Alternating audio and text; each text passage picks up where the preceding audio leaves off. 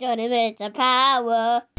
Welcome to Top 30 Minutes of Power, a podcast dedicated to encourage, educate, and inspire godly women to pursue their passions, with hosts Jory O'Neill and Nicole Salter. Thanks for coming. Let's get ready to power up. Welcome to 30 Minutes of Power, Top TOP, and we are back, baby! Yeah, so excited to be back. Jory and Nicole at it again, and we have a friend with us, Miss Patty. It's Chiao, yes? I'm Chiao, like Chiao. Oh, man, like Italian. Italian, yeah, like I Italian am. Chiao. Ironic, right? Yeah. Ironic, like Italian Chiao. Oh, man, that's hilarious. So we're just being just friends, chatting and getting to know one another. And so in an effort to bring some encouragement and some enthusiasm to the people in the universe who actually listen to our podcast, we brought Patty because Patty's an amazing and dope human with a very interesting story on how she came to know Jesus as her personal Lord and Savior. And the podcast is all about bringing encouragement and empowerment to women, specifically Christian women. And so what better way to do that than to have this series continue where we invite Christian women to come on here and share their story. So in case you haven't checked us out, this is Herstory Matters series, part 2. The first part we had a couple weeks back. It was incredible. We got to speak to international flavors, and I like that. I like people all over the universe, all over the globe, right? With Jesus Christ as that common cornerstone for us all. Super encouraging, super exciting to have you here, Patty. So we were talking about ordination and what does that mean and how does one go about it? So I thought it was ironic that I'm performing a wedding next year in Italy, and Patty's last name is pronounced Chiao. That's amazing. That is, you could make that up. That's amazing. And we started talking about being ordained and how one becomes ordained in the United States and actually anywhere in the world. And it's not difficult. It's not difficult at all, people. And this is, I don't know if it's good or bad. It doesn't take much for you to be able to marry and bury people. That's all I know. But I digress. Nicole, friend, how are we? How are we doing this Monday? How are we doing, friend? I am well. I am here. I am ready to learn and teach and all of the above. I just came back from New York. My grandma passed away. She was 98 years old. And so although it was a bittersweet moment, although she's no longer here and I can't call her and say, "Hey lady, how you doing?" She's in a better place. And I'm happy about that because for the last maybe about like 10 years, she's been just sitting. She hasn't been able to really walk around and do for herself. So she's definitely in a better place. Definitely. So, and she's lived a long life. A very long life. 98 years is a long time. Wow. Yeah. So I'm good. I'm great. I'm excited to be here. And I'm excited to learn about Patty Chiao. Ciao. So I know there's an odd segue, like talking about death and then say excited, but I think part of why this series came about was because there are so many women who I've met over the last, I want to say 2 to 3 months, whose resilience and whose faith I'm absolutely blown away by, right? And I'm like, I'd be selfish if I kept that to myself, if I didn't allow them the opportunity to share with more humans their story and how God has helped them, has loved them, has wrapped his arms around them in an effort to possibly give that same hope to anyone listening, male or female. So super excited to have you here, Patty. Thank So you. let's My get honor. into it. Cause Nicole, you don't know Patty. You don't know Patty. So this is an awesome opportunity because when Nicole asks questions, this is not scripted, folks. This is off the cuff, like, hey, who you is? What's your name? And I love it, right? I love the authenticity of it. I love it that this is not scripted. It's usually rarely scripted. I think we tried one scripted episode one time. It wasn't too bad, but I prefer this, right? So I did give Patty a set of questions. I'm so sorry, Patty. I'm not asking you any of those questions. But All right. but you showed up, right? You showed up, and that's a large part of living this thing we call life, showing up. Mhm. And so since you showed up, I want to honor your time, and I want to jump into this interview. So Nicole started asking some questions. Nicole, go ahead, keep asking them questions that you were asking. Let's give a little background. Let's color this tapestry for the people listening, and then we gonna get a little detail a little later on. So Yeah. uh, go ahead, go for it, Nicole. So, Patty, it's very nice to meet you. Same here. Same here. So, I learned that you are in New York Mm-hmm. and you are in Bayside. Yeah. And I forgot when you moved here. When did you move here? Last October. Last October. So, you just made a year in the States. Yeah. Yes. Nice. Yay. Happy anniversary. How cool. Yeah. So, you've been in New York for a year, but you Mhm. like Florida weather. I love Florida weather. New York is too cold for me. And the snow shoveling, no. So, what brought you to New York specifically? My parents, they live in New York. Okay. And I really haven't like stay close with them. I mean, like living close with them ever since I moved back to Taiwan. I graduate from college Okay. in New York. Okay. Yeah, and I got baptized in New York when I was in college. And I moved back, I got married over there. And my parents, after I got married, they moved to New York. It's like totally, they don't want to stay with me. They don't want to stay close with me. So, but right now, I haven't really been stay close with them for like more than 20 years. And recent year, they are getting older and older. My dad found out he has dementia. So I actually discussed this with my husband, and it took a lot of prayer to want to make a decision. What shall we do? Because we lead the church in Taiwan, so we do have our ministry responsibilities. We have church, we have all the disciples and Christian that we need to take care.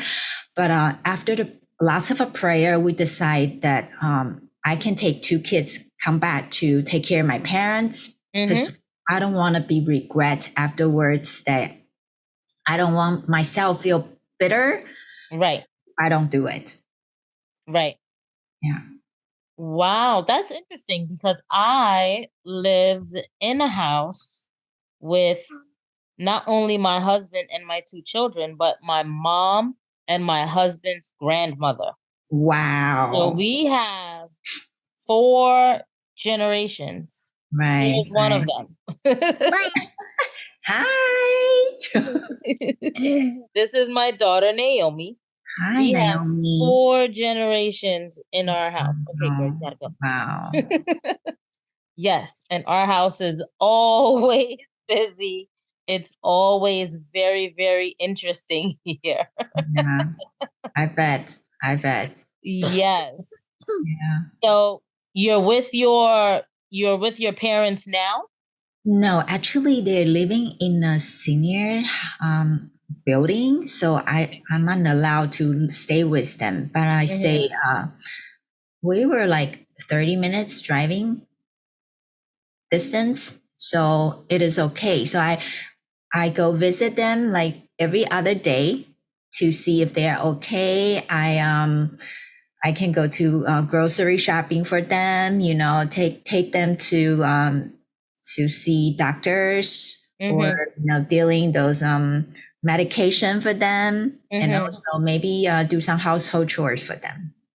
Nice. Yeah. That's very good because, you know, I used to work with mentally challenged adults, and I remember in my training, one of the things they said was, if you have to save someone, who would you save? Someone with family or someone without?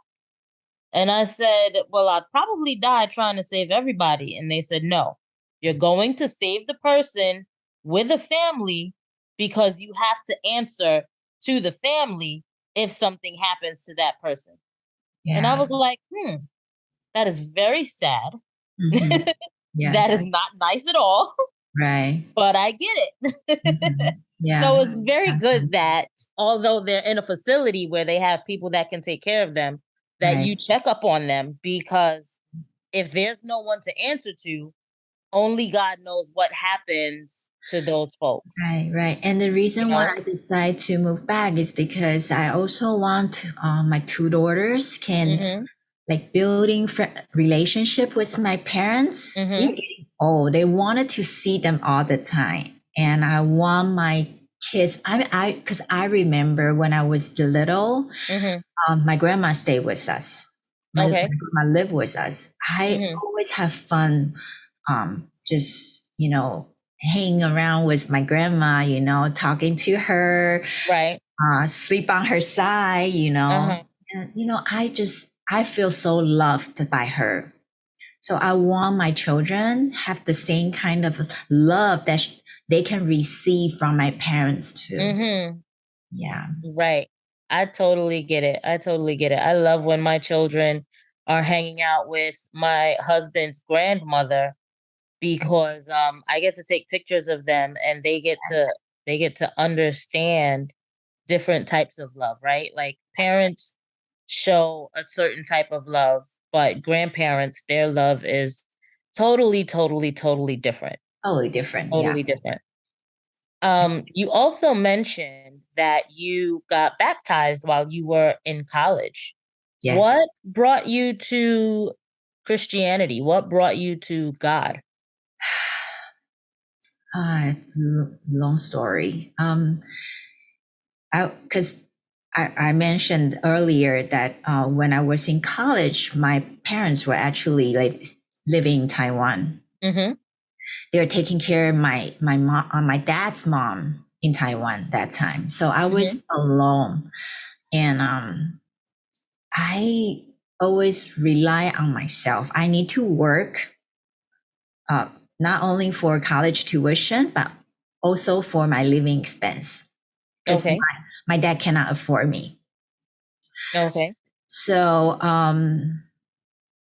I was kind of lonely and sad, and jealous with all those rich Taiwanese around me all the time.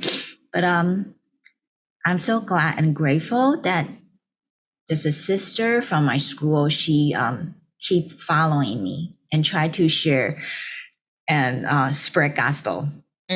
Actually, she's pulling like all the scripture on me whenever she sees me, whenever she had a chance. So, I mean, inside of my heart, I was so touching, because I feel like nobody in New York will love another person. Yes. I mean, I have to pray they're not robbing me or, you know, like mocking me. But this person who actually cares for me. So I believe in her. Then I see where they come from. It was from God. So I actually invited her to come to my house, and then she studied Bible with me for just one night. I couldn't stop like wanted to know God more that night. God really opened my heart that night. I never had this kind of feeling before, but that night I just feel like if this is God, I just want to follow him, whatever he wants me to, and I just wanted to do everything I can do for him. So the next day I went to church with her, and then I got baptized that night, Sunday night. And yay, I'm so great. I'm really grateful. But it's kind of difficult because it feels like, okay, I made the decision, and then what? There's a lot of things I need to learn after I become a disciple. All of a sudden, I remember one time we have a Bible talk, and I was talking to the sister, and I cursed. I didn't know we're not supposed to curse.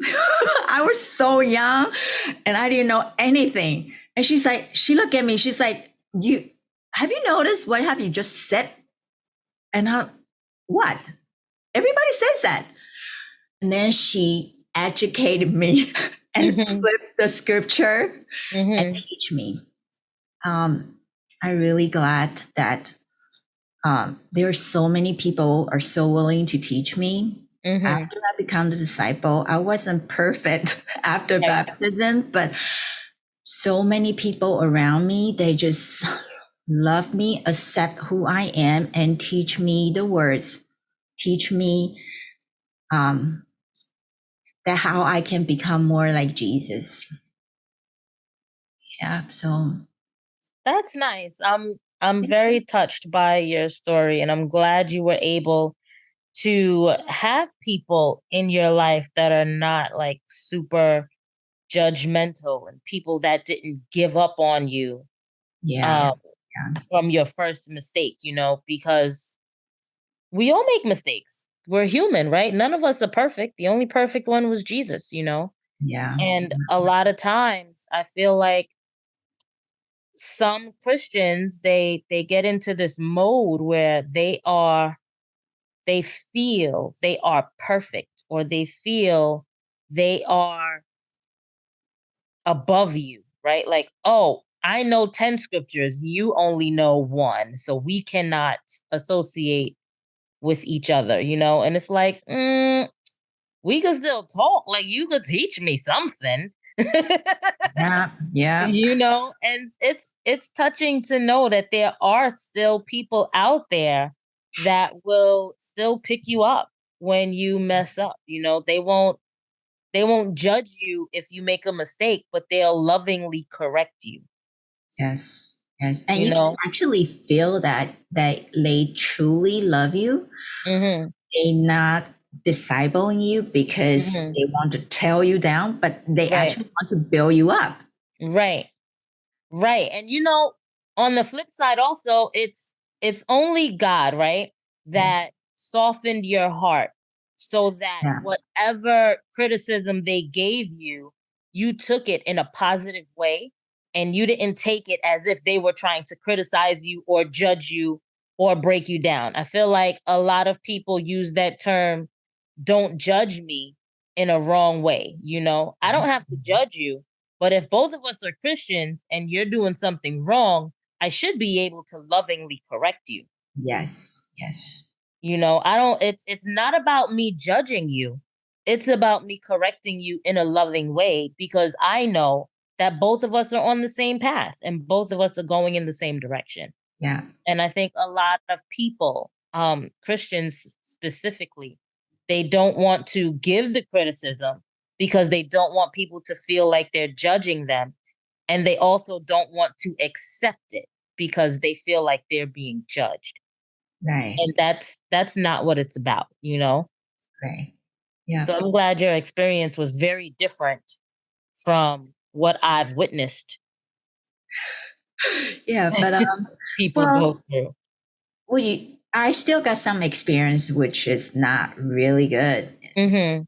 But I think afterwards, I can still, while I was reading through the scripture, I know, God actually teach me in every aspect. You got good experience, you got bad experience, you feel like you've been put down by somebody else, because they thought they saying the good thing, the right things to you. But yeah, sometimes maybe I really expect them to say that in a nice way, maybe even though they're trying to disciple in me, but I can feel it's out of a good intention, or they just try to feel they're better than you. You know, I think afterwards there are like so many different experience, but I do know that God is trying to teach me to react like Jesus, no matter, what kind of experience I'm facing. Because I'm living in this world, I'm going to face different kind of people with different kind of reaction. Right. Yeah. So how do you constantly keep your faith? Well, wait, first question. When did you get baptized? What year? 1995. Okay, so you've been baptized for a while. So in the beginning, how did you stay positive and stay true to Christianity when the negative actions happened? It's hard. It's tough. It is. When I moved back to Taiwan, after I graduated from college, 我不太清楚你想表达什么。 it's my Siri. I'm sorry. Okay. A moment like that. When I moved back, my father experiencing bankruptcy in Taiwan. Oh, so wow. it's very difficult. I have all the like debt collector coming to my house sometimes, and fortunately I get a very good job in Taiwan. I start to teach kids English at different cram school and also elementary school. So I make good money that time in Taiwan. But my relationship with God was getting like not connected well because I spent too much time earning money, working, and I live kind of far from other sisters in the church. So it's very tough. And one day I decided I do not want to go to church anymore because I was so afraid of my group leader. She's kind of tough. Yes. And because she actually told the whole Bible talk saying, okay, during the midweek, I'm going to collect your quiet time note, whatever, something like that. I was like, what? I don't have that. And I was so afraid because I'm so afraid to attend the midweek that week. So I decided I don't want to show up anymore. And I disappeared for a month. Yeah. And one day after I finished my job, on my way home, I meet this two people from my church. That time they're leading the church. And the church they're leading, it's like 2 hours away from the city that I live in that time. And I saw them and I forgot. I already decided I do not want to go back to church anymore. So I waved at them. I'm like, hey, how you guys doing? I miss you guys so much. And they were like, I haven't seen you for a long time. What happened? And I was like, oh, oops, I shouldn't call you guys. I forgot I was struggling. You haven't seen brother and sister for a long time. You just feel like you want to give them a hug, and get close to them. But I totally forgot I was struggling. And I think God really gave me a second chance. When they heard my story, they just like, Patty, just come back. Whenever you're facing right now, you know, without God, if you're dealing this by yourself, it will be more difficult. So, and I was like, wow, so you're not blaming on me? I haven't showed up for a month. And we're like, oh, they were like, no, just come back, you know. And I hope to see you on Sunday, this Sunday.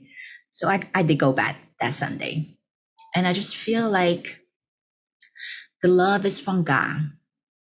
I do not have to be afraid because I did something wrong, or if I make a mistake, if I, you know, make a wrong decision, I just have to stand up and go back. And I feel accept, even though I'm a sinner, God still accept me. That is great. Yeah. That is great. I'm very glad that you were able to go back, and I'm pretty sure your story is going to touch someone, because you are not the first person to run away because you didn't think you were prepared enough for Believe a me, I've been human. running away so many times. And So a lot of I, times we try and please humans before we try and please God. yeah, And that's where the sin comes into play, right? yeah, Because now we're putting humans before God. yeah, And that's when the devil comes in, and he puts all of these other obstacles in front of you. Some of them you fall for, some of them you don't. But right, that's when the sin comes into play. yeah, When we start to run away and think that we have to please a man before we please him. yeah, So I'm very happy to hear that there were loving people that brought you back, oh and yeah, they did not shun you away. yeah. I have so many loving people around me. I'm really grateful about that. That's good.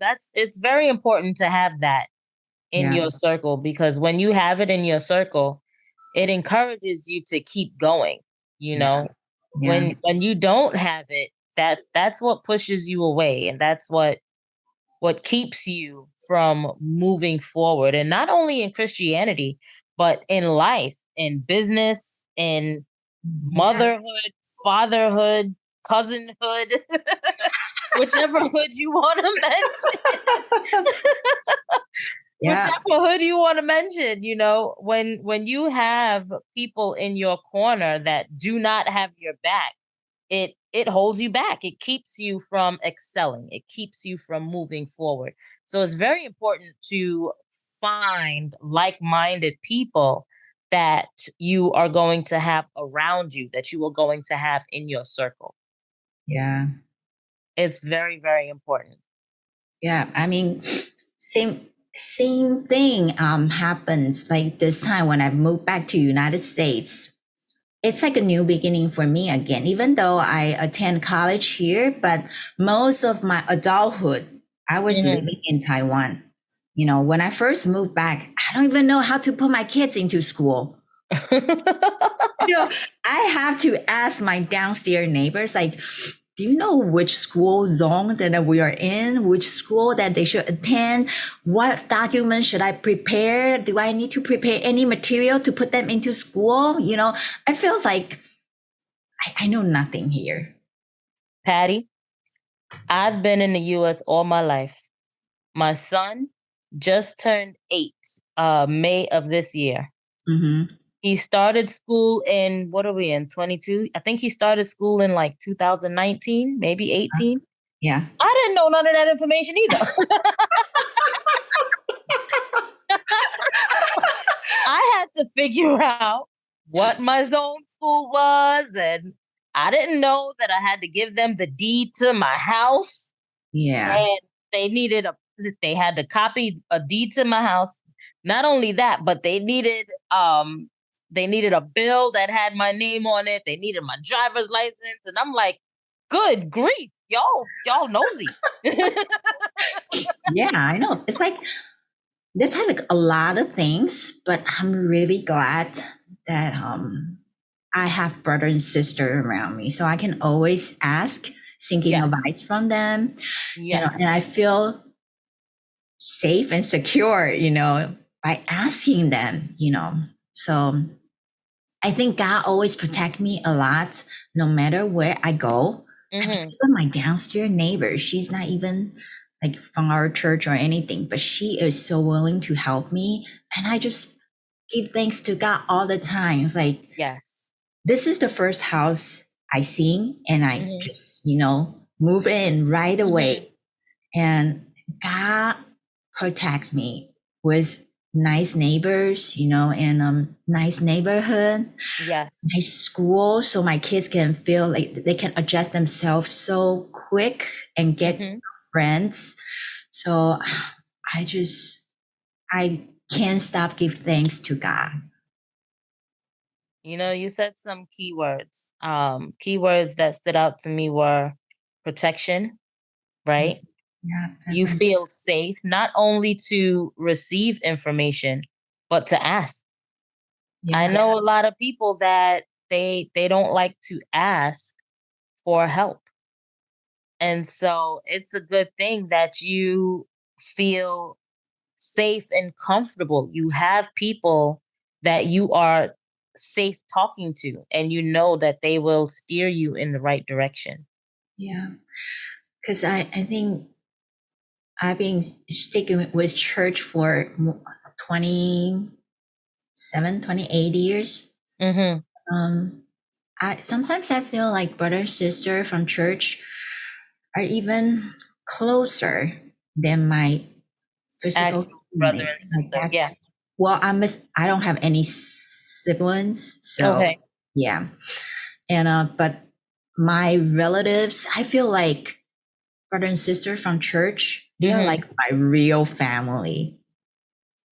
When That's when I was living in Taiwan, my mom, my dad, they never come back and visit me. Yes. Even though when I have a baby, when I deliver, they never come back. Oh, wow. They're just like, I don't feel like going back. It's too hot in Taiwan. And I'm like, okay, thank you. And then I think in my life, most of them major moment, they're all brothers and sisters around me. Yes. So I just really grateful that I had them. If not, I don't know what I would do. I have very close friends, sisters. She taught me how to like shower my baby, how to feed my baby, how to breastfeed. She gave me all the tips to Wow. do of everything. And I'm just really glad, really glad. That's great. That is, it's very encouraging to know that there were people that were willing to help back then, and there's people that are willing to help now, and there will be people that are willing to help in the future. Definitely. So right now, I just feel like whenever I feel like if I know it and I can contribute, I just feel like I want to contribute. I want to do something for other people. Right. Right. That is so cool. Yeah. See why I brought her? You see? I see. Such an amazing human, man. And so I was introduced to Patty as this fierce missionary who's leading multiple churches overseas, and then I met her and I was just like, but you're so down to earth, like she doesn't walk around wearing her titles. And I was taking notes while you guys were talking, and the theme that came from me is that love is from God, and God accepts us, Yes. even sometimes when we don't accept ourselves. like you were mentioning in the beginning when so I know a little bit more of Patty's story because she shared at recent Women's Day Mhm. that she had a choice. She could have went back to Taiwan and had a easier life, simpler time, more familiarity, but she decided to break away and to start her life anew here in New York in college. Despite how tough it was to fund her own college education and pay for her own living expenses, no Yeah. family, not speaking English. She didn't come here speaking English. Yes. So No. she's learning New York, learning English, learning the education system here, learning how to make a living legally.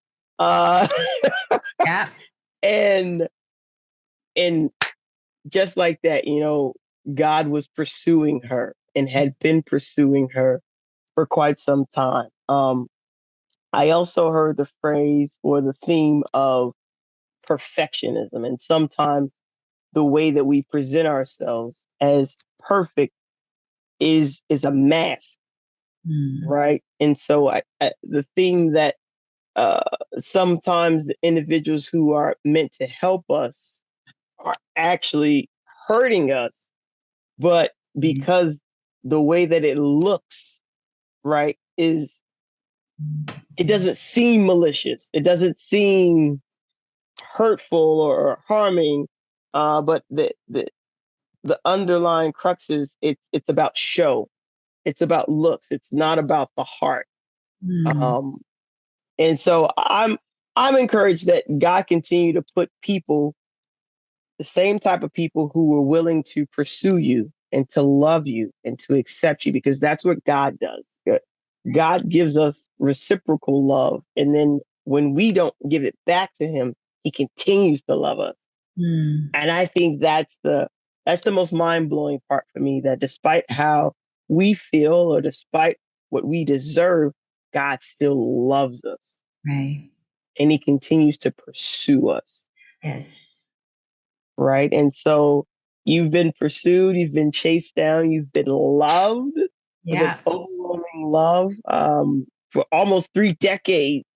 For almost three Right. decades. Exactly. 3 decades. Right. And Yeah. so God has blessed you with a husband, he's blessed you with a purpose. Mhm. You get to go out and share that same love, that same acceptance now to hundreds of disciples across the country. And he's even blessed you with offspring.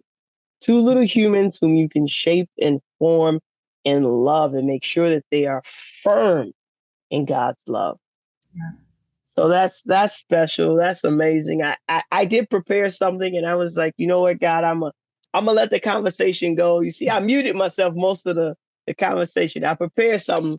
I'm gonna read it verbatim and y'all let me know how amazing and on point the spirit is, right? So I always say that history is a funny thing, right? Because it can't be changed, but it doesn't have to determine your outlook on life, right? And Mm. for myself, learning to love God or allow myself to be loved by God, I wanted to give up so many times. Whenever I started feeling that way, I reminded myself of how far I'd come, right? Mm. What was at stake if things didn't work out? Not only my future, but also the future of my loved ones, the future of the folks who would come after me. Right. And so even though sometimes it felt like way too much weight to carry by myself, I kept going forward and I just kept going forward until things got a little better again. So, for me, what's next? Honestly, I'm still trying to figure that out. Still trying to figure that out. Just like I think all of us are, right? We're still trying to figure it out. And I think what's next for anyone is different depending on the circumstances. But for me right now, it's about making sure that the people around me know how much they mean to me. And doing everything in my power to make sure they know that they're safe and supported by me, Mm. everyone else around them, every step of the way. I know that sounds cheesy or like something out of a motivational poster, but like, it's true. Like we all need someone to tell us that we're doing great and that they believe in us, just like you had, Patty, right? Yeah. Yeah. Even when things look bleak and sometimes our own brains are just not enough for that, We've spent so long pushing ourselves under pressure without giving ourselves a chance sometimes to rest and to rest in the love of God. Yeah. I think it's easy to forget sometimes that we're all human and need to take care of ourselves. It's easy to get caught up in the grind and not remember that you have feelings too. And they matter just as much as anyone else's. So for this week, it's Monday. I'm going to try my best to make sure that I take some time for myself so that I can recharge and maybe even give others a chance. Often for me, I'm a little hard nosed when it comes to expectations and deadlines and just my work ethic. But I've seen the power of grace and giving second chances, right? And so, Patty, your story spoke to second chances. You had an opportunity to choose something other than God, Yeah. but you chose God. And then out of reciprocity, when you decided to turn your back, God said, I choose you. Here's your second chance. And I love that love story that we all have with God in our own unique ways, that we keep going back and forth like embittered lovers. Like, oh no, you made me mad. I turned my back on you.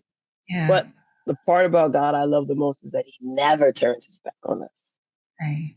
Even when we feel far from him, he is still there. So I found the best way to combat feeling down and hopeless and disconnected is to surround myself with people who are positive, supporting, and understanding. Yes. I know it's not always easy, but I think it is worth trying. So I want to tell anyone who's out there listening, and I mean this sincerely, like, this community is here for you. We are imperfect people who serve a perfect God. And regardless if you know 5 scriptures or 10 scriptures, or if you just learned the word Bible, Yep.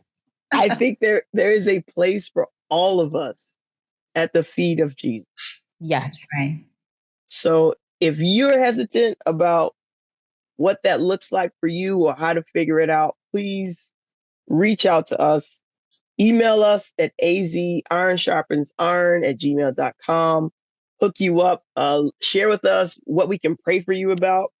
Share with us how we can help you get closer to God, get connected to God, just as Patty has for 28 years in the faith.